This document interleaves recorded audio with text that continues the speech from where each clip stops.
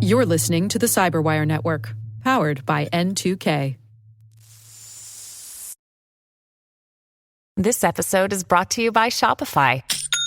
Forget the frustration of picking commerce platforms when you switch your business to Shopify, the global commerce platform that supercharges your selling wherever you sell. With Shopify, you'll harness the same intuitive features, trusted apps, and powerful analytics used by the world's leading brands. Sign up today for your $1 per month trial period at shopify.com/tech, all lowercase. That's shopify.com/tech.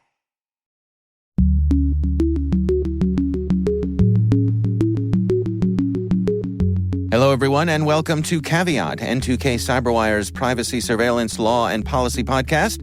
I'm Dave Bittner, and joining me is my co-host, Ben Yellen from the University of Maryland Center for Health and Homeland Security. Hey there, Ben. Hello, Dave. On today's show, Ben has the story of a bipartisan effort to penalize platforms for hosting harmful deepfakes.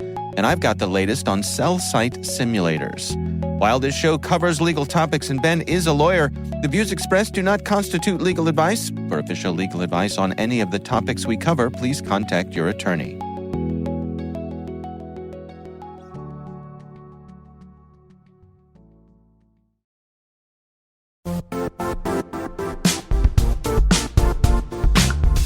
The IT world used to be simpler. You only had to secure and manage environments that you controlled. Then came new technologies and new ways to work. Now, employees, apps, and networks are everywhere. This means poor visibility, security gaps, and added risk. That's why Cloudflare created the first-ever connectivity cloud. Visit cloudflare.com to protect your business everywhere you do business. All right, Ben, we've got some good stuff to cover here this week. You want to kick things off for us? Sure. So I was planning on covering a couple of decided Supreme Court cases this week. The two that I'm looking at are the consolidated net choice cases from Florida and Texas about those laws, state laws regulating social media companies, and then the lawsuit filed by Missouri against the federal government for big tech censorship. Unfortunately, the Supreme Court does not abide by our schedule, and those opinions, as of press time, have not been released. But rest assured, they will be released sometime this week, so we will cover it on our next show. I think you should send the Supreme Court a strongly worded letter. I think so, too. Yeah, I mean, if I were to send them a strongly worded letter, maybe this wouldn't be the subject I would lead with. But, good point. Good point. It would be the most bipartisan and non-ideological letter I could send. Yeah, so. that's an interesting thing to ponder. I'm not going to put you on the spot here and demand an answer from you. But what an interesting thing if you were given 10 minutes in front of the Supreme Court to just pontificate, what would make your case, if anybody was given that opportunity, what would you talk about, right? I remember, actually, this is a very quick diversion, but when I was doing a semester program in Washington when I was in college, we got to meet Justice Alito, and they insisted you could not ask any questions about his personal life, what he likes to do in his free time, what his favorite books are. I was kind of more interested in that. Like, I know he's not going to say anything substantive to a bunch of students. So if I asked him what his views are on the major questions doctrine, he'd just, give like a rambling answer that didn't actually give me any hint to how he would decide cases. Yeah. So maybe he would have talked about the fact that he's a Phillies fan. But I digress. Right. I decided to cover the story of a bipartisan proposal in Congress to address deepfakes on popular platforms. And we first have to take a moment to admire the acronym here. This is truly a classic. You and I track these acronyms. It's one of our hobby horses. And I couldn't wait to show this one to you.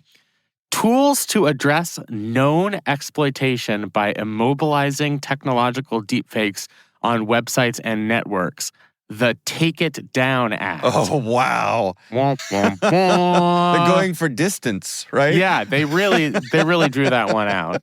I saw one earlier this week, and I can't for the life of me remember what it was for now, but it was, I swear I'm not making this up, it was called the Hoo-Ha Act. Wow. Yeah, right? Yeah. I would love to hear the story behind that one. Yeah, I don't know, but that's what it was. Wow. So this is a bipartisan proposal. Ted Cruz is actually the lead sponsor of it. Mm-hmm. And there are 6 Democrats and 6 Republicans who have signed on. And this bill does a number of things related to deepfakes. Social media platforms and other sites that host user-generated content would be required to have procedures in place for removing, quote, non-consensual intimate imagery, including deepfakes, within 48 hours of a victim's request, as long as the victim makes a good faith request, which they can back up by some semblance of evidence. Enforcement for this provision would fall under the purview of the Federal Trade Commission. So this would be like an unfair and deceptive trade practice. So that's one element of the law. It would also criminalize individuals for spreading non-consensual pornographic images or deepfakes through interstate commerce. And the reason they use that interstate commerce language is that so that they can have federal jurisdiction. Oh, I see. Otherwise, it would be a state issue. But because it's the internet, of course, it's going to be interstate commerce. So I think this bill actually has some legs, and I'm kind of curious whether this is going to pass before the end of this legislative session. The reason I think that they've drafted this in a way that improves its chances of passing is that they have made this bill very narrowly tailored to the specific topic of harmful deepfakes. They have 2 sets of criminal penalties, one for deepfakes depicting children under the age of 18, and another for non-consensual images depicting adults.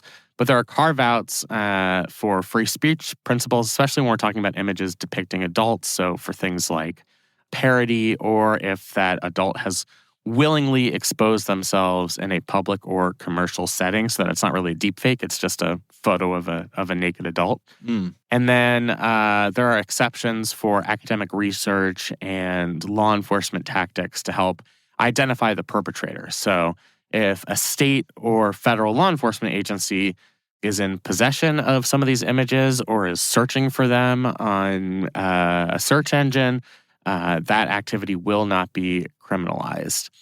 My one concern was the sort of Section 230 implications here. Yeah.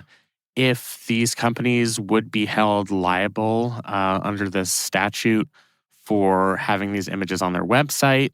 The statute kind of reaffirms Section 230 and says the companies themselves can't be held liable in civil court for any content moderation decisions they make vis-a-vis these images. What the enforcement mechanism comes down to is, are they complying with these victim requests?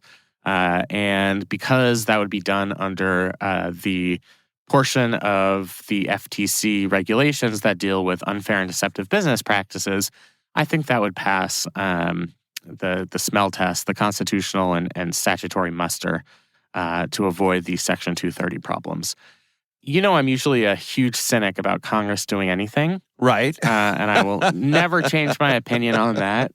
But I have a feeling about this because I think there is a real desire to address the proliferation of deepfake images. Congress has addressed this to a limited extent in the past few years, although not in a way that would be this direct. We've seen a bunch of state legislatures start to address this issue. I know this is something that is certainly up for debate here in Maryland.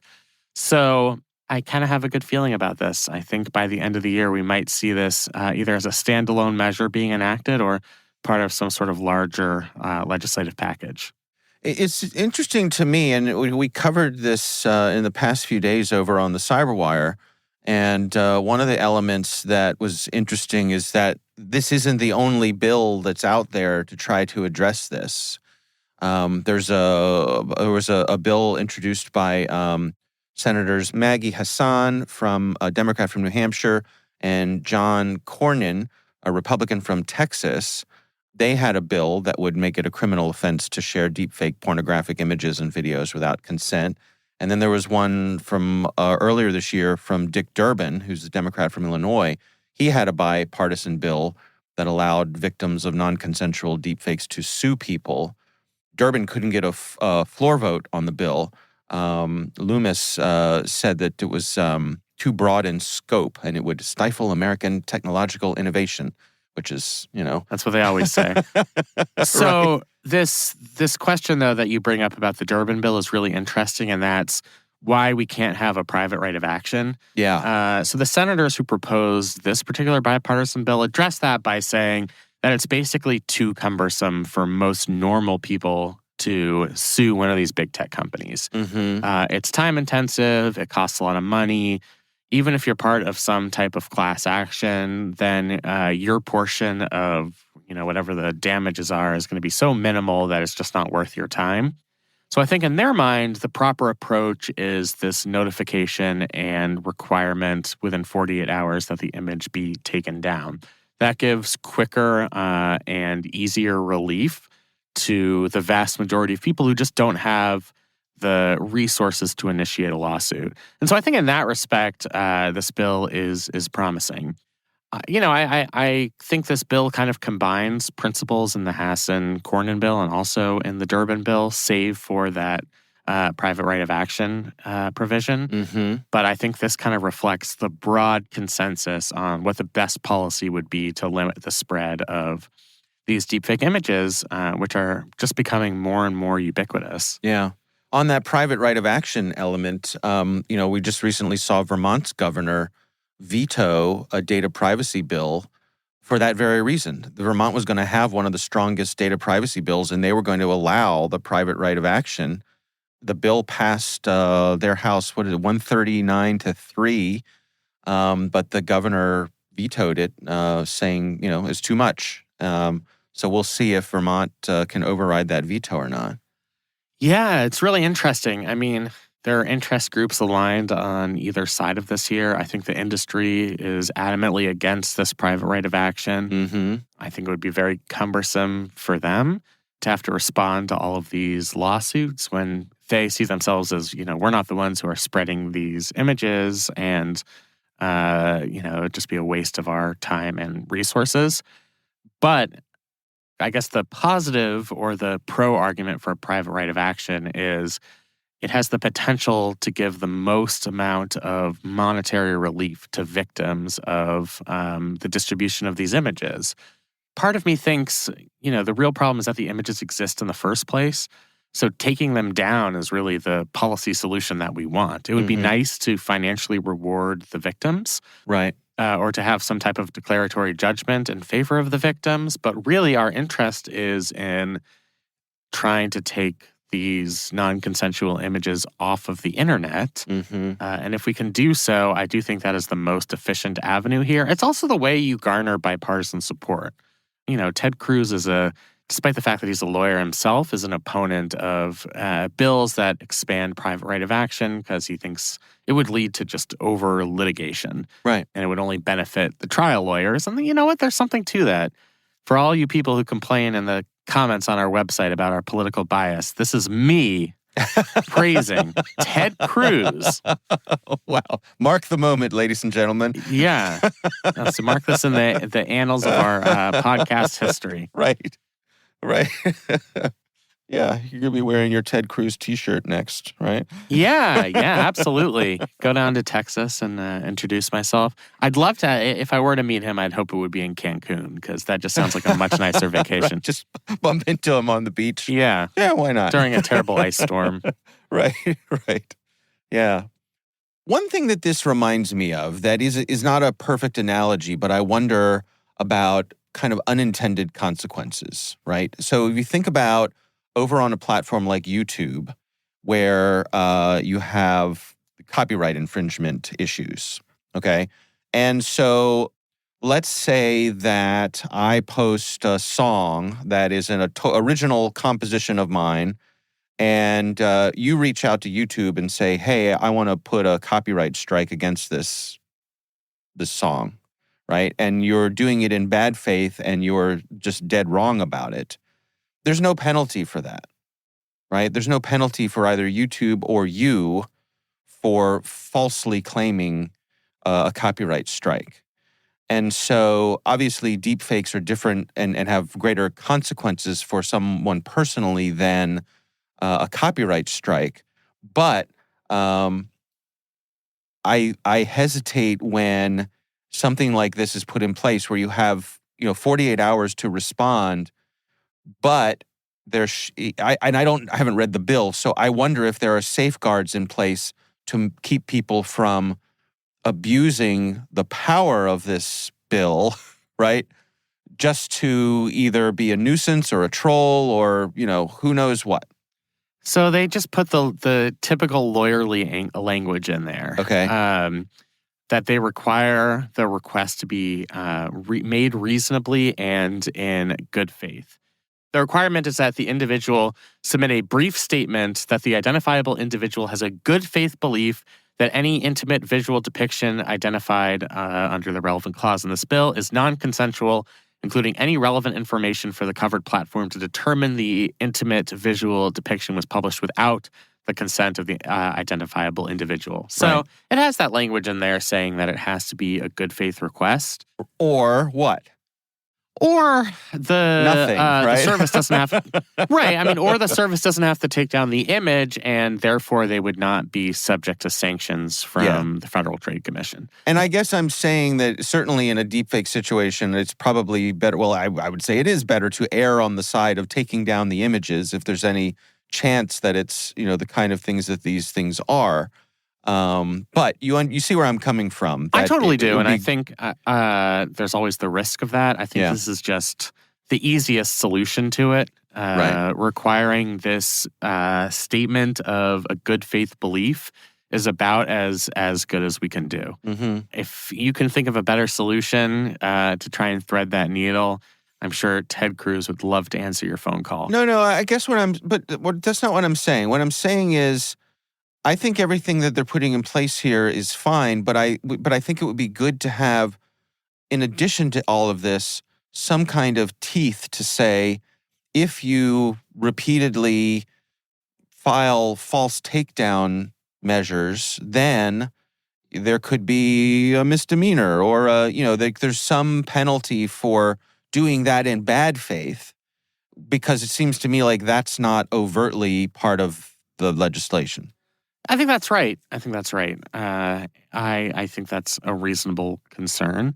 There's no way to properly identify or penalize somebody. I mean, I guess there would be a way, but I think it would be hard to identify somebody who's just doing this for trolling purposes. Yeah. And the mechanism to do that in this bill is to question the good faith of that person. Right. So you'd have evidence of bad faith if a person continually was submitting these requests, and on investigation on the part of these companies, the requests turned out to be frivolous. But yes, there is no real punishment for the person making the complaints, and I think that's definitely a potential weakness here. Yeah. I'm not sure if there's a good legislative solution for that, whether you would qualify that as like a federal misdemeanor.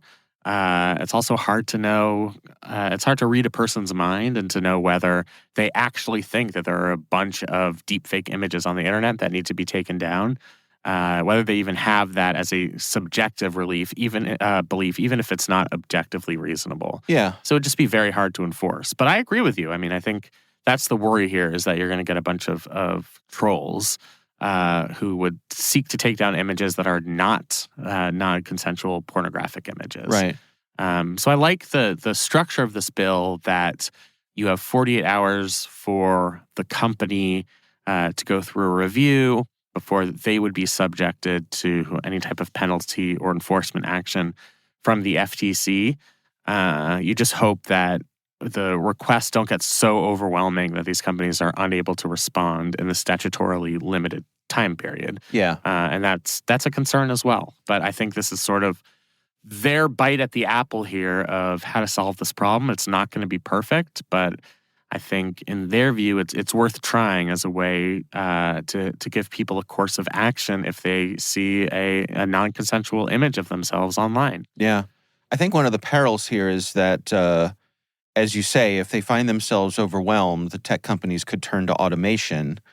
And that's where, when we look to the copyright situation, that's where we find, some of the absurdities where, someone plays a piece by Beethoven on their piano, and which obviously is in the public domain, right? Mm-hmm. They recorded it at home. It's been enough time, right? Yeah, and they get a takedown notice from Sony Classical Music, because it pattern matches one of their recordings of one of their performers playing a classic bit of Beethoven. So you end up with absurdities like that. Yeah, I would be worried about, and they probably will end up using artificial intelligence tools, which even if those work, 95% of the time you're going to get those funny counterexamples of something that was labeled as a non-consensual deepfake that was just like a normal photo of a person smiling in public. Yeah. That's kind of the nature of artificial intelligence the way it is now. I just don't think it's advanced to the extent that we could 100% rely on it. And I think for something like this, you really should have human eyes. But I agree that I don't think there's anything in the language of the legislation, and I did read it, although maybe I missed it, that forbids companies from doing this type of review through the use of artificial intelligence, so they very well might resort to that. Right. All right. Well, it's an interesting story for sure. I'm with you. It's good to see some progress here, and the fact that this could actually make it through Congress is, I guess, a little beacon of hope, right? Yeah. My one caveat, so to speak, is that even though there are 7 months left in this legislative session, that would seem like a long time to us. Congress really isn't going to be in session that much the rest of the year. Mm-hmm. I think they're probably going to be done with their business by early October prior to the election. And then there's the lame duck session and they have to worry about budget stuff. So it could just be an issue of time constraints. We've seen that as a problem in the past. But I think given the bipartisan support for this, there's certainly a good chance that this gets across the finish line. Yeah. All right. Well, we will have a link to that story in the show notes. And we will be right back after this message from our show sponsor.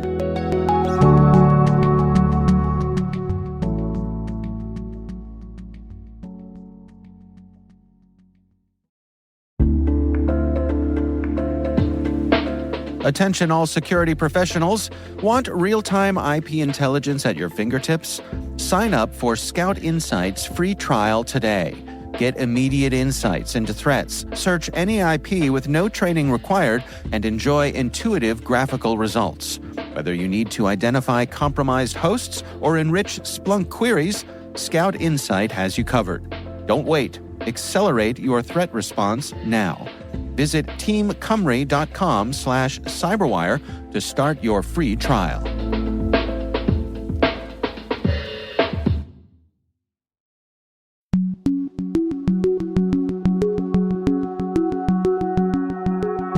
All right, we are back. Ben, my story this week is something that is irresistible to us here. It is about the cell site simulators, or stingrays as they are known. And the folks over at the EFF have published a report looking at the next generation of cell site simulators, these stingray devices. Before we jump in here, Ben, do you think you can take a run at describing what the functionality of these devices has been? Sure. So many local law enforcement agencies use stingray or cell site simulator devices. Basically, the way these work is that they trick cell phones into sending a signal that reveals their physical location. So it acts as a cell phone tower. Your phone is always looking to connect to the nearest or most convenient cell phone tower. And a cell site simulator is actually run by law enforcement, but they trick phones into believing that this is the nearest cell phone tower. Is that an adequate explanation? Yeah, I think so. And so it's a way for geofencing an area to see if we have someone that we're interested in, and we want to track their comings and goings, and we have a signature of their cell phone. We know how it communicates, does its handshaking with the cell phone towers. We can use this to track them. I guess the other way you can use it is to just cast a wide net and see who comes through any particular area. And that's sort of the problem with this from a legal perspective, is it does cast a pretty wide net. And because of the Carpenter decision, we know that courts look disfavorably on historical cell site location information. And there was a case, a groundbreaking case here in Maryland that held that the use of stingrays or cell site simulators required a warrant here in Maryland. Yeah. There has been some disagreement among states and federal circuits on whether there should be a warrant requirement for the use of cell site simulators. So there's no universal rule on it, but that's really the concern is it's generally warrantless if there is no individualized suspicion, if you're not trying to track a specific suspect. Yeah.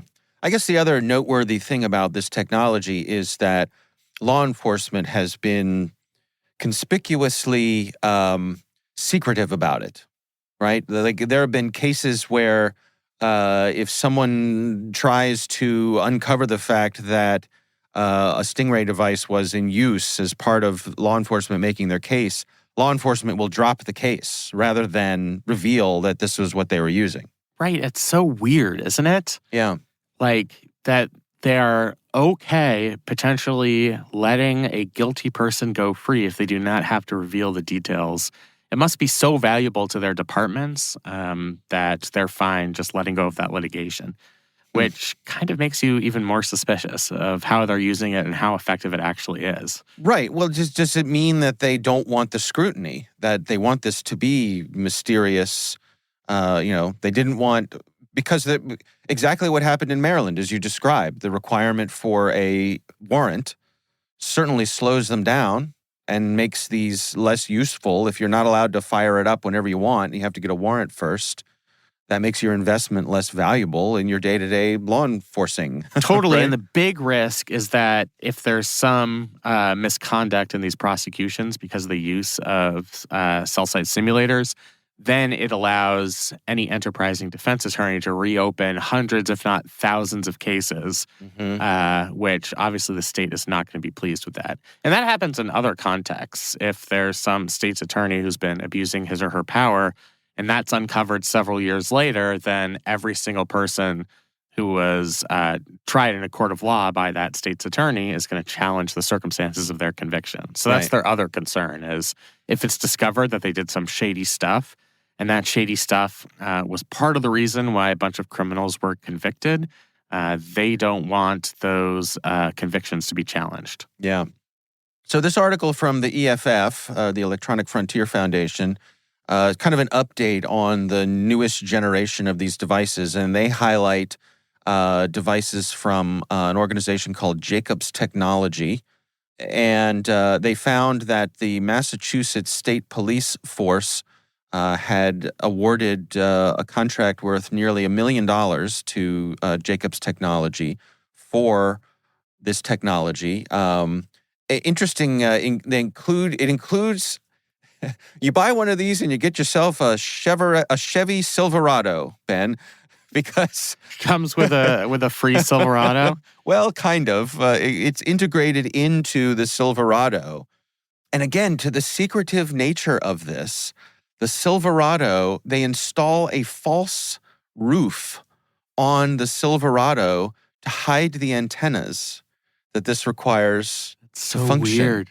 I mean, I'm sure it doesn't sound weird to people who are in law enforcement. Right. We're not, so it just sounds like extra suspicious to me. Yeah. Yeah. Yeah.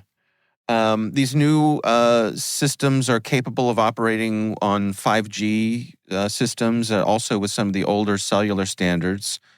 My recollection, part of how this works is that all of our cellular devices are backwards compatible. In other words, if you can't get a 5G connection, your phone will look for an LTE connection. And if it can't get a... Ever notice that those never work, though? It's like when we actually had LTE, we could get reasonable service. Right. But if we connect these days to an LTE tower, nothing. Get nothing.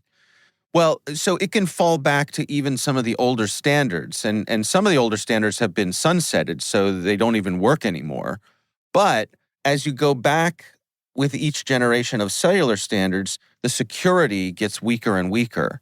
So part of what goes on here is that if this tower simulator can trick your phone into using one of the lower level standards, then it can take advantage of the fact that it has weaker security than, say, modern 5G does. Right? Very clever. Very, very clever. Yeah. I mean, they're running a multi-million-dollar industry here, and they are improving the products. And it seems like if this one company is selling equipment to 35 state and local police departments and over 300 departments globally, they must be doing something right. And I think it's because they're innovating here. Yeah. So what's the danger here? I mean, people wonder, what's the big deal?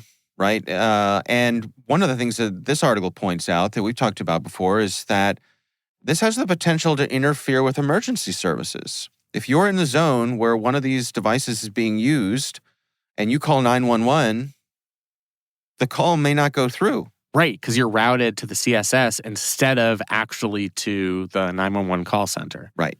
Yeah, I mean, I think that's certainly a risk. I tend to focus less on the practical risks, which is just not as much in my wheelhouse. Yeah. And more on the legal risks here, which is that, or the civil liberties risks, to be more accurate, that you're capturing nearby phones of unrelated individuals who are not suspected of any crime, but can be identified by their location in this method that's warrantless. And unlike historical cell site location information, the data is not lying with a private communications company. It's lying with a law enforcement agency. So they just have this data. They don't have to request it. They don't have to get a subpoena to go to your cell phone provider. They just have information on where you were at a particular time because your phone has been tricked into submitting your location to this cell site simulator. So that seems to be the biggest risk to me. But yeah, I mean, the fact that this could potentially interfere with 911 calls seems really, really bad. Yeah. And is that a risk worth taking on behalf of these law enforcement departments? It seems to be, given the fact that we know that so many departments are spending a good deal of money on this, and that companies are innovating in ways that make cell site simulators more effective. I also wonder, even we talk about with requiring a warrant, right? Which in many of the conversations you and I have, for me anyway, that to me is a good standard. There's a lot of these personal privacy things where if you get a warrant, then I think that's reasonable. Right. But what I wonder, as you were talking about, Maryland has a warrant requirement, but there's a difference between having a warrant to listen to Ben Yellen's phone conversations, right? It wouldn't be that interesting, but sure. Right, lots of sports talk, But that's different than the warrant covering Ben Yellen's entire neighborhood, including the conversations that you might be having. Yeah, so I mean, just to be clear here, when we're talking about cell site simulators, there's no content of conversations that's being recorded. Right, it's the location information. It's the location information. Yeah, thank you for making that Now, that distinction. in and of itself may or may not be potentially revealing, depending on your perspective. Right. The only perspective I necessarily care about here is the Supreme Court's perspective, where they say that cell site location information in the aggregate is of a nature that it's so deep, it's so broad, and it's so involuntary that it does invoke Fourth Amendment protections.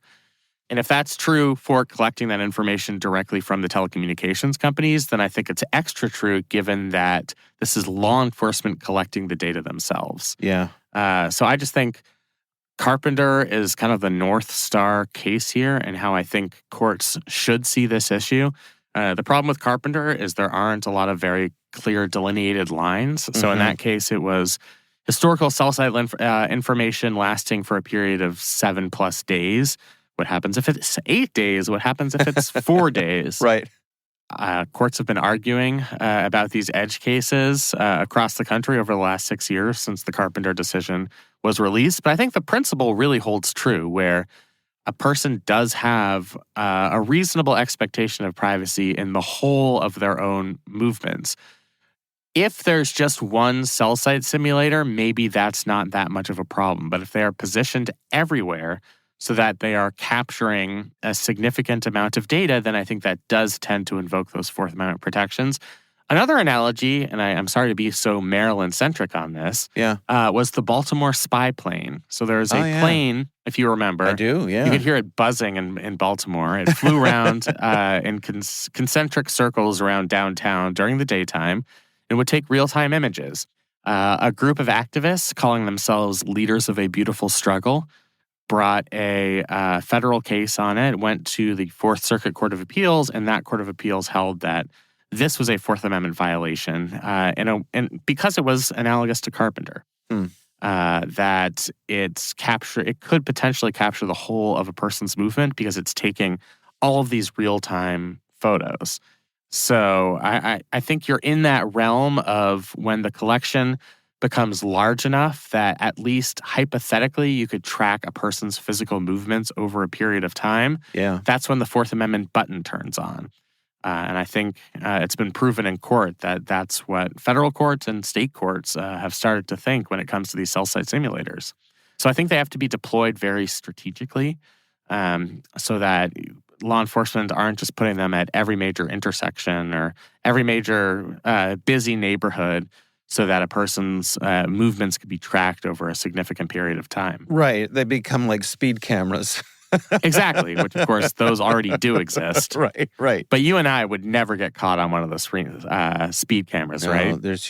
So there's one in my neighborhood right now. Like there's a crosswalk, to the local elementary school. How many tickets have you gotten? You know what? I've never gotten a speed. I don't think I've ever gotten a speed. No, I think actually that's not true. I've gotten one speed camera ticket.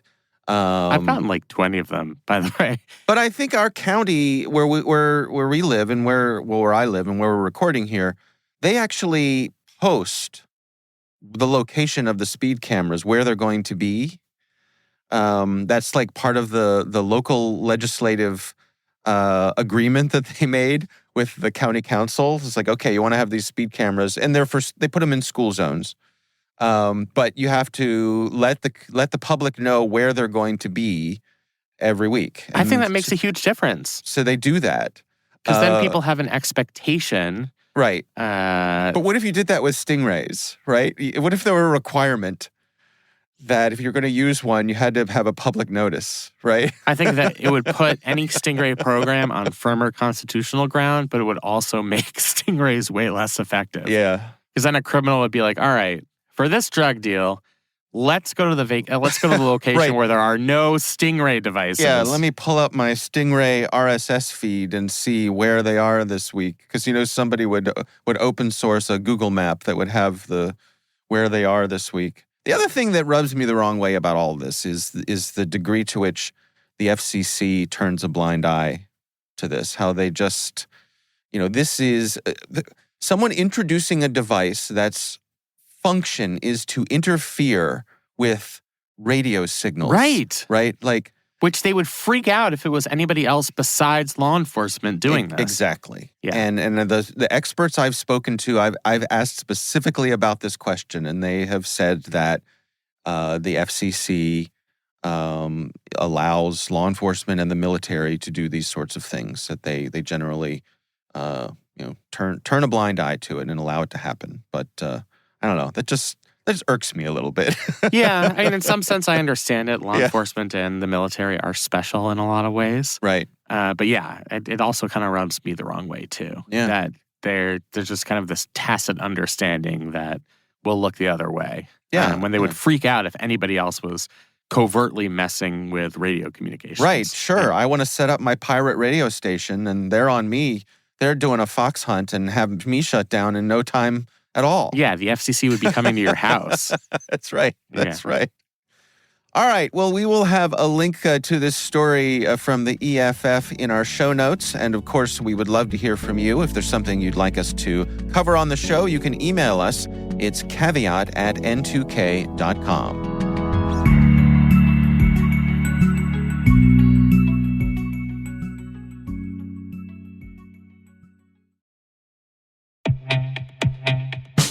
And now a word from our sponsor, SpyCloud, the leader in operationalizing cybercrime analytics. Traditional threat intelligence is a thing of the past. Cyber criminals are stealing vast amounts of credentials, session cookies, and financial data every day, and it's hard to keep up. SpyCloud is the trusted partner businesses turn to fully understand their darknet exposure risk and neutralize threats before it's too late. SpyCloud alerts your organization as soon as an employee or customer's data appears on the darknet, so you can act faster than bad actors to prevent cyber attacks like ransomware, session hijacking, account takeover, and online fraud. With insights from the industry's largest repository of recaptured data, protect the digital identities and systems most important to your business. Get your free corporate darknet exposure report at spycloud.com/cyberwire and see what information criminals have in their hands today. That's spycloud.com/cyberwire.